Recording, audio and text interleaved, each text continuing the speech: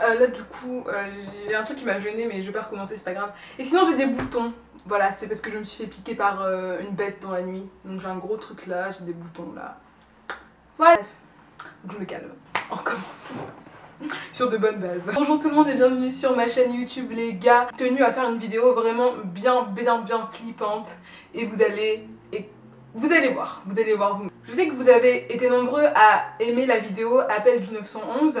Et c'était bien, c'était cool, mais j'avais pas envie de refaire un appel du 911 dans l'immédiat. J'en referai plus tard, mais là j'avais envie de faire quelque chose d'un peu plus inédit. Et donc je vais parler d'expériences paranormales de policiers. Et pour le coup, contrairement à la vidéo Appel du 911, là ce serait quand même plus ou moins authentique. Hein. Voilà, c'est pas des creepypasta. Donc j'espère que cette vidéo vous plaira. Mettez-vous à l'aise, prenez un peu de popcorn, prenez des trucs à boire, à manger, tout ça quoi. Comme d'habitude, hein. Mettez-vous posé. Let's go. Allez, let's go.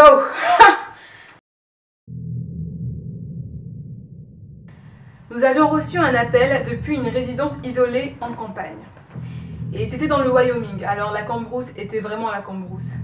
C'était aux alentours de 23 h et les propriétaires pensaient que quelque chose de louche se tramait près de chez eux. Quand nous sommes arrivés, la famille nous a expliqué qu'ils entendaient des cris très étranges venant des berges du ruisseau qui longeaient leur terrain, à environ 300 mètres de là. Et pour sûr, après avoir attendu quelques minutes sur le porche avec eux, je les ai aussi entendus. C'est vraiment difficile à décrire. C'était comme une femme hurlant de détresse, mais vraiment plus aiguë. Et chaque cri durait de 10 à 15 secondes. Ça n'a jamais paru dire quoi que ce soit, seulement des cris de pure terreur. Et ça a continué. Nous avons dit à la famille que nous allions voir de plus près ce qui se passait. Il faisait bon, alors on a marché jusqu'à la berge. Nous avons entendu 2 cris, se faisant plus forts à mesure qu'on approchait de l'eau. À ce moment-là, je dois avouer que nous étions tous les deux un petit peu effrayés. Il y avait 2 possibilités. Quelqu'un se faisait tuer ou torturer, ou alors c'était un animal sauvage. En nous rapprochant du lit du cours d'eau, nous n'avons plus entendu de cris pendant au moins 5 minutes. Nous avons regardé autour de nous sans pouvoir rien trouver, hurlant à la personne qui se trouvait là de sortir de sa cachette et de venir à notre rencontre. Puis nous avons entendu exactement les mêmes cris. Nous avons commencé à bouger nos lampes de torche frénétiquement, dans tous les sens, sans rien voir. Pas d'œil farouche d'animaux, pas de mouvement dans les buissons, juste le silence. Nous sommes repartis sur nos pas et les cris ont recommencé depuis la berge une fois encore. Cette fois-ci, ça a duré environ 30 secondes et c'était beaucoup plus fort qu'avant. Nous avons battu en retraite beaucoup plus vite que la première fois. À ce moment-là, nous avions tous les deux très peur et nous avons demandé à la famille de nous contacter s'ils entendaient encore les cris. Ils n'ont jamais rappelé et nous nous sommes tirés de là. Je ne sais toujours pas ce que c'était. Et je suis un amateur du plein air, je suis souvent dehors en pleine nature et je sais à quoi ressemble le cri d'un animal. Surtout le cri du genre d'animal qui peut bouger assez vite sans être rattrapé par la lumière d'une lampe torche. Il y a aussi autre chose qui m'a dérangée ce soir-là, alors que les cris déchiraient la nuit. Vous savez, en été dans le Wyoming, il y a toujours ce fond sonore animal. Les crapauds coassent, les criquets chantent, les hiboux aussi. Les coyotes hurlent, etc. Mais là, il n'y avait rien. Jusqu'à ce qu'on parte et que les cris s'arrêtent. Et seulement à ce moment-là, un crapaud a commencé à coasser. J'ai la chair de poule rien que d'y penser. Je n'ai jamais cru au paranormal. Mais ce jour-là, j'ai fait une exception. Je répondais à l'appel d'une vieille dame. Elle m'expliquait qu'elle voyait une jeune fille courir dans son jardin et qu'elle était effrayée, qu'elle essaie de lui voler quelque chose ou pire.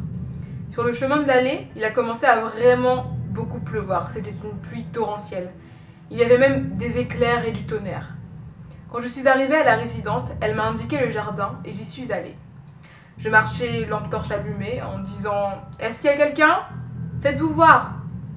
Mais rien. Tout ce que j'entendais était le lourd grondement du tonnerre. J'ai décidé de rentrer et j'ai trouvé la vieille dame, tremblant dans un coin. Elle m'a dit « Elle est dans la maison ». J'ai entendu cogner dans le fond de la pièce et j'ai vu une jeune fille d'environ 13 ans courir d'un bout à l'autre de la maison. J'ai couru vers elle en lui demandant de s'arrêter, mais elle a disparu devant mes yeux. J'ai pensé que mes yeux me jouaient des tours. Puis la vieille dame a crié « Là! Elle est là! Juste dehors !» Je me suis retournée vers la grande baie vitrée menant au jardin et elle était là en train de courir. Mais comment avait-elle réussi à sortir sans passer à côté de moi? Je suis immédiatement sortie, mais elle s'était encore une fois volatilisée. Ne pouvant pas trouver d'explication logique, j'ai dit à la dame que la jeune fille avait fui et que j'avais pas pu la rattraper à cause de la pluie. Quelques mois sont passés et j'ai appris que la vieille dame était décédée et que de nouvelles personnes avaient emménagé dans la maison. Quelque temps après, un nouvel appel a été reçu de la même maison.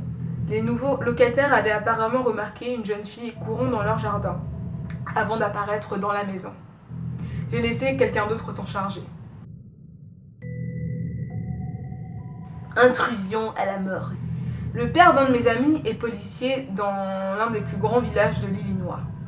Lui et son partenaire travaillaient de nuit quand ils ont reçu un appel pour suspicion d'intrusion à la morgue locale. Ils sont arrivés, trouvant le gardien qui les attendait devant le bâtiment. Le gardien a dit qu'il passait la serpillière dans un des couloirs quand il a remarqué quelque chose bouger dans sa vision périphérique. Il a levé les yeux et a vu une personne traverser rapidement le couloir d'un côté à l'autre. Il n'a pas pu donner plus de détails sur la personne car il éteignait les lumières au fur et à mesure qu'il avançait dans le couloir. Il y avait peu de lumière, mais assez pour être sûr de ce qu'il avait vu. Il n'avait pas d'arme, donc il a appelé la police, puis les a attendus dehors. Le père de mon ami et son coéquipier sont rentrés dans la morgue. Ils ont commencé par interpeller la personne qui aurait pu être à l'intérieur, mais pas de réponse. Ils ont donc procédé au balayage des pièces, longeant le couloir central, les mains sur leurs armes, vérifiant chaque pièce sur le côté, appelant de temps en temps l'intrus à se montrer. Le père de mon ami a alors trouvé une pièce à la lumière éteinte, totalement sombre. Il a tâtonné pour trouver l'interrupteur et a allumé la lumière. La pièce est éclairée, sur rien. Rien qu'une pièce d'attente pour les familles des morts, complètement vide. Il a entendu son coéquipier crier « Hé, arrêtez, tournez-vous !» Le père de mon ami s'est retourné dans le couloir, tombant sur son partenaire qui avait dégainé son arme, pointant vers le fond du long couloir. Il a dit « Elle est partie dans ce coin-là !»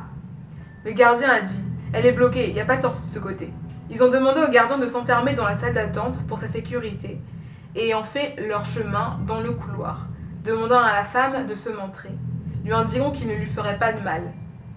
Cette fois-ci, le père de mon ami est arrivé au bout du couloir en premier, dos au mur, scrutant les alentours. La femme se tenait devant une grande porte grise. Les lumières étaient éteintes, et c'était dur de la voir, mais il pouvait voir qu'elle n'avait pas d'arme et qu'elle avait de longs cheveux blancs. Il sortit du coin dans lequel il était pour aller lui parler, mais elle ouvrit la porte et disparut dans le noir de la pièce, la bloquant de l'intérieur. Il courut vers la porte puis s'acharna sur la poignée, bloquée. Il toqua à la porte pendant un moment, mais pas de réponse. La porte avait une serrure, alors son coéquipier alla chercher le gardien pour l'ouvrir. Ils allumèrent leur lampe torche pour voir mieux. Le gardien arriva un petit peu décontenancé. « Cette porte? Vous êtes sûr?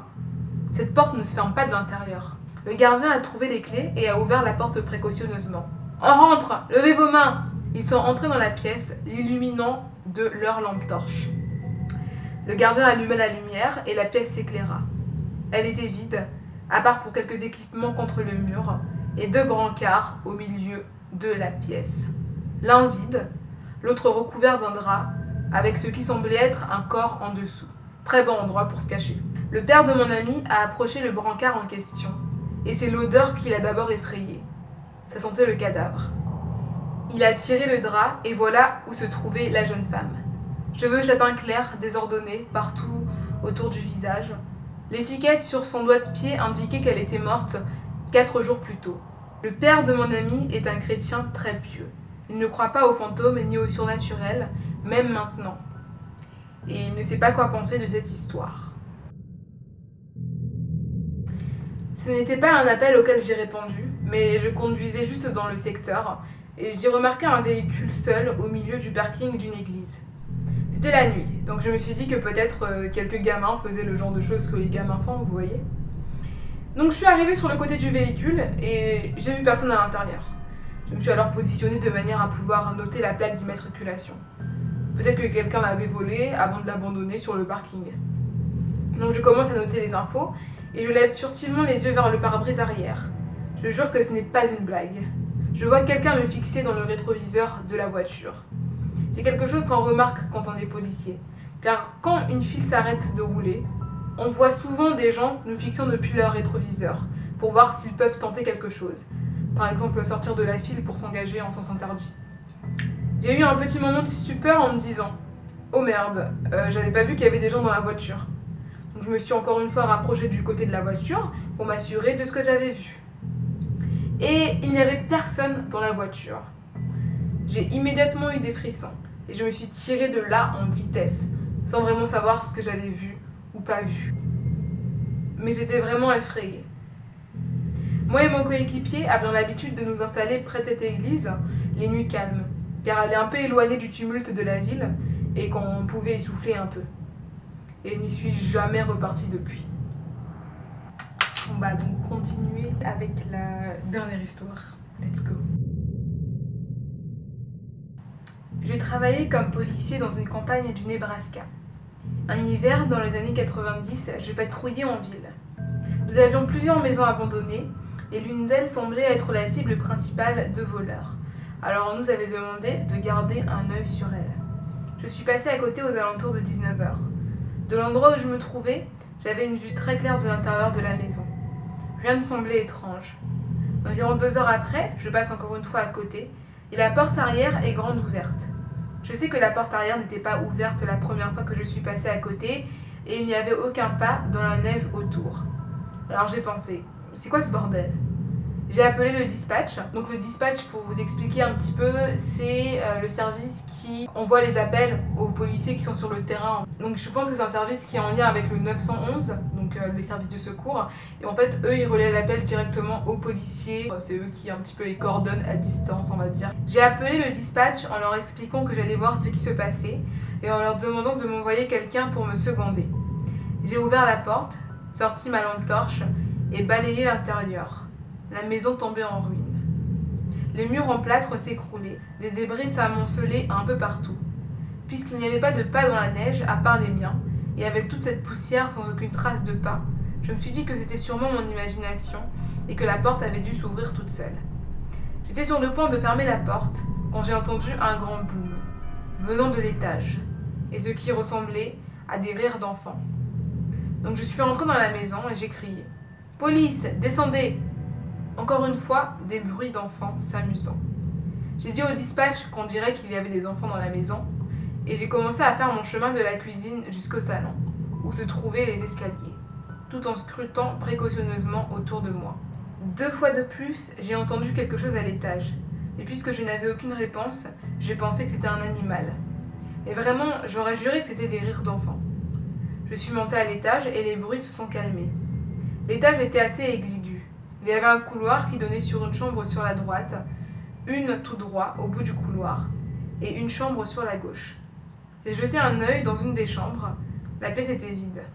En son milieu, il y avait un tas de plâtre et de débris. Et je ne blague pas. Juste en haut de la pile, il y avait la page déchirée d'un livre pour enfants, avec l'image d'un officier de police dessus. Mes cheveux se sont hérissés, et j'ai quitté cette pièce. J'ai vérifié rapidement les autres pièces de l'étage avant de me tirer de là. J'ai dit au dispatch qu'il n'y avait personne dans la maison. J'ai fermé la porte arrière à clé et je n'y suis jamais retournée. Voilà les gars, c'était la dernière histoire. Alors cette histoire aussi elle est assez intéressante, elle est assez folle. J'ai rajouté au dernier moment cette histoire en fait. Du coup j'ai dû la traduire assez rapidement. En tout cas ces histoires étaient assez intéressantes et ce qui est le plus intéressant c'est le fait que ce sont des histoires qui seraient apparemment authentiques. Et cette histoire, je sais pas ce que vous en pensez vous. Dites-moi en commentaire vos avis sur cette histoire mais aussi sur les autres histoires que j'ai racontées dans cette vidéo. J'en ai ma Sherlock Holmes. Oh my god.